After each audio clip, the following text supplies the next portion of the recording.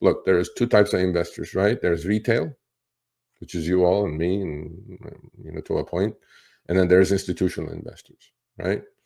And they all compare their returns to to a benchmark. What is the benchmark that we all compare ourselves to? Personally speaking, I do it. Well, I compare myself to S&P 500. So as a trader, investor is a different thing. I have multiple accounts, as you guys know, some of you may know. Long-term investing, which is literally like 80% cash now, and I'm just kind of panicking now, actually, because I sold some ridiculous winners this year. If you've been following me, Kava, Carvana, and they keep going higher. I'm looking at them keep going higher, but then when you get a 4-bagger or 5-bagger in a year, you got to take those profits. You just can't just say, okay, well, it's going to be a 20-bagger, right? It's okay. Nobody went broke taking profits. Nobody did. Nobody. Okay.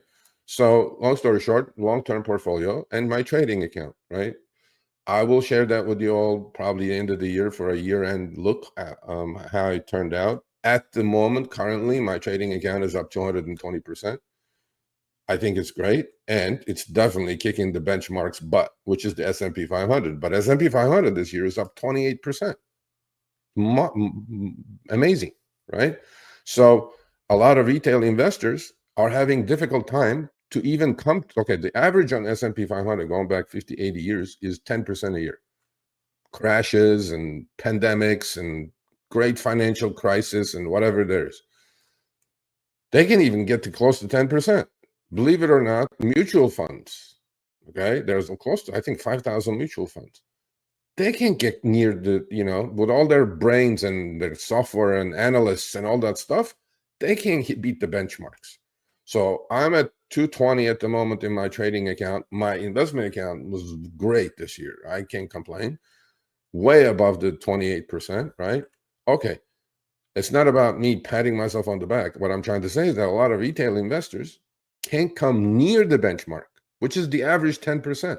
So I was looking at this and I'm going like, why is that, I wonder, right? That's because there's passive investing, there's active investing. A lot of people think this is an easy game. I'll swing some options, I'll buy and sell some stocks and make 50% a year. Good luck. Well, JP Morgan did a study with this, and here's the results. JP Morgan says retail traders are struggling. No kidding. The average retail investor is up just 3.7% year to date, despite the historic market rally, according to JP Morgan data. By comparison, the S&P 500 is up about 25% and is on track for its best election year in 88 years.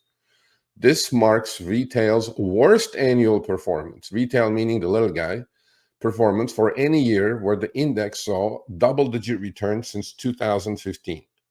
Bad timing. That I always say this: if you're going to invest and start investing today, put $100 a month away, put a dollar cost average into an ETF. What the people don't do, okay? They try to time everything, like as if they know better. I'm like, people, I cannot sometimes time things. If I can't time it, how are you going to time it as a trader? Okay. So my mentors, used to say a lot of things to me when I first started and on the desk, and I never forget those. And one thing they said is time spent in the market is a lot better than time spent timing the market. Think about this. You just got to be in the market. You got a dollar cost average. You got that's passive investing.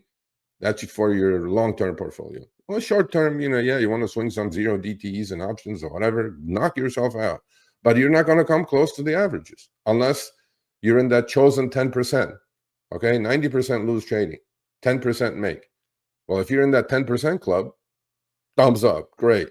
Join the club. That's what I'm trying to do with my members. Get them all into that 10% club, okay? Because think about it, 90% are losing. All the billions and trillions, because this is not a zero-sum game, people. A lot of people think trading is whatever. No. It's not easy, okay? So 90% lose, 10% make. Whatever the dollar amount 90% is losing, 10% is making. Well, if you get in that club, great. Is it easy? No.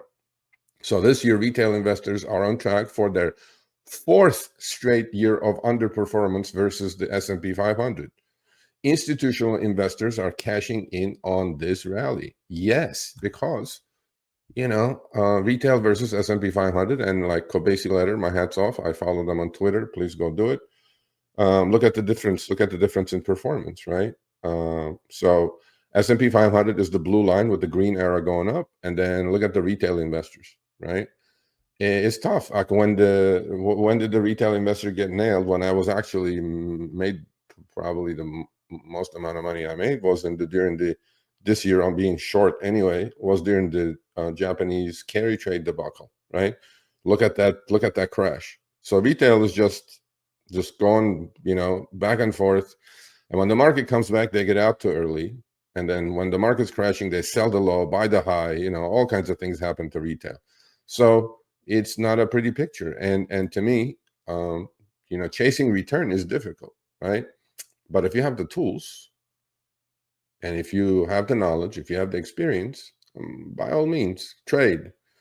Not with everything you have, obviously, right? And then you guys will see this, on social media and Lamborghinis and I don't know, all kinds of people saying, "Oh, I made $1 million today." Look, it may be true. I don't know. But I'm perfectly happy with my 220% so far for the year. And the rest of the year, I'm just going to kind of coast, right? Am I taking super aggressive, sized up positions because I want to get to 300%? I'm like, hell no. Okay. I mean, if you do that, that's one way of looking for trouble, and trouble will find you. The market's, very fair. And, don't get as a trader, you guys have to have this, or an investor, or swing trader, day trader, whatever you are. You have to have I call it like a dead man's EKG. You can't get too high with your victories, and you can't get too low with your losses. If you do that, then you'll end up in the loony bin. Okay, seriously, it's just it's that high and the low, the endorphin high. You don't want that. You just want even Steven, and that's why one position doesn't make you or break you. You're sized correctly, but you trade equity. Okay, I have $1 at the end of the month. I have $1.10. That's 10%. If I do it again next month, then I'll have $1.22, because power of compounding, right? So how do you get to 220%? You do it for 35 years. You blow some accounts. But then luckily you're blessed with some knowledge. You're blessed with some experience. You got to do it. If you don't do it, it's very difficult to say that I'm going to swing some options and beat the benchmarks and all that stuff.